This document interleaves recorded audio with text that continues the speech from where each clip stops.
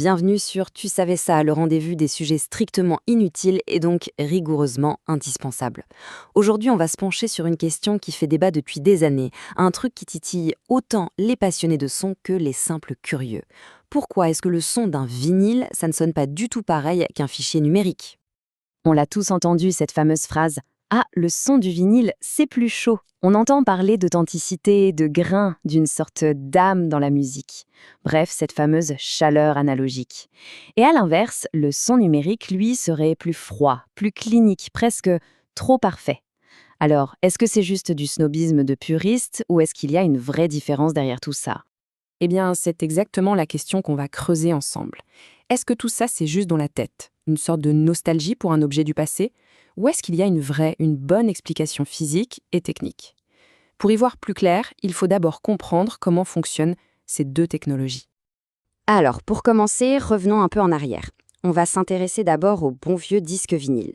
C'est quoi exactement et comment ça marche? Le truc avec le vinyle, c'est que c'est de l'analogique. Qu'est-ce que ça veut dire? Tout simplement que le son est une représentation physique, directe et continue de l'onde sonore de départ. Il n'y a pas de code, pas de traduction en langage informatique, c'est une véritable empreinte, une trace. Le processus, en fait, il est entièrement mécanique. C'est assez fou quand on y pense.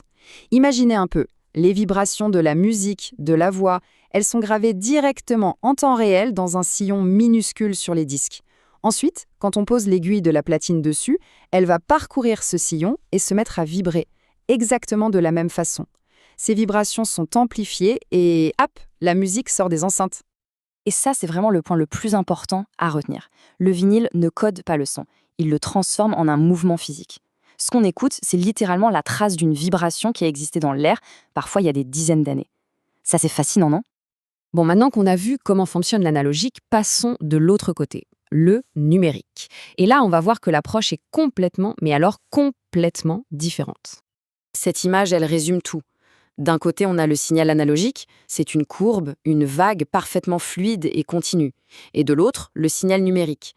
Et là, on voit bien que c'est une succession de petits points, une sorte d'escalier qui essaie de suivre la forme de la vague originale. Ce processus, ça s'appelle l'échantillonnage. En gros, au lieu de graver la vague sonore, on va la photographier des milliers de fois par seconde. Chaque petite photo, chaque mesure, est transformée en un code binaire, une suite de 0 et de 1. Le son n'est plus une empreinte physique, il devient une information, une donnée purement mathématique. Et attention, on ne parle pas de 2 ou 3 mesures par seconde. Pour un CD audio standard, on prend 44 100 clichés du son par seconde. C'est absolument énorme, la précision est dingue. Mais, et c'est le point clé, ça reste une approximation de l'original. Et c'est là que les choses deviennent vraiment intéressantes. On pourrait se dire que la précision absolue du numérique, c'est forcément mieux, non? Eh bien, pas si vite. En réalité, c'est peut-être justement dans les imperfections du vinyle que se cache tout son charme. D'un côté, on a le vinyle. Il y a ce léger souffle, ces petits craquements qu'on connaît tous, cette texture qui semble organique, vivante. Et de l'autre, le numérique. Un son d'une propreté chirurgicale, sans aucun bruit parasite, une fidélité parfaite à ce qui a été enregistré en studio. Et le plus fou dans tout ça, c'est que notre cerveau, il aime bien ces petites imperfections. Le frottement de l'aiguille, les toutes petites distorsions, tout ça s'ajoute une sorte de matière, une texture qu'on interprète comme étant plus naturelle.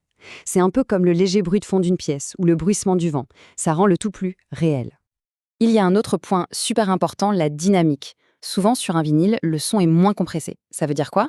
Ça veut dire que l'écart entre les moments très calmes et les moments très forts est plus grand. La musique a plus d'espace pour respirer.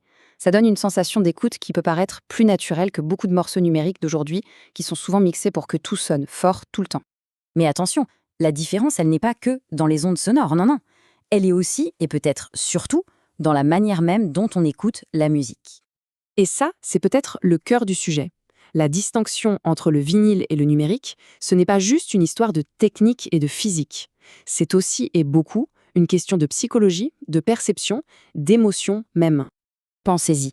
Écouter un vinyle, c'est tout un rituel. Il y a le geste de sortir le disque de sa grande pochette, l'odeur du papier, la concentration qu'il faut pour poser délicatement l'aiguille, et ce petit crépitement juste avant que la musique ne commence. C'est une écoute qui demande de l'attention, une écoute active. À l'opposé, on a le numérique. Là, c'est le monde de l'efficacité, de l'instantané. On ouvre une application, on a des millions de morceaux à portée de main, on clique et c'est parti.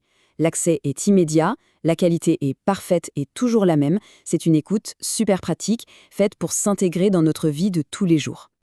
On a donc vraiment deux philosophies qui s'affrontent. D'un côté, une expérience physique, tactile, imparfaite, mais qui demande un engagement. Et de l'autre, une expérience invisible, parfaite, mais qui peut être, du coup, un peu plus passive. Bon, et avant de se quitter, place à notre moment préféré, quelques petites infos complètement inutiles et donc absolument indispensables. Alors, pêle-mêle. Le mot vinyle, ça vient tout simplement du nom du plastique utilisé, le polychlorure de vinyle ou PVC.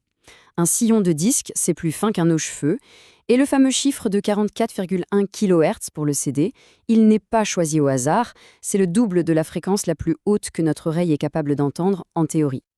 Et pour finir, un petit détail qui change tout. Attention, spoiler, aujourd'hui, la grande majorité des vinyles neufs sont en fait gravés à partir d'un master numérique. Et oui, du coup, la fameuse chaleur qu'on ressent vient plus des petites imperfections du support physique et de tout le rituel d'écoute que de la source originale elle-même.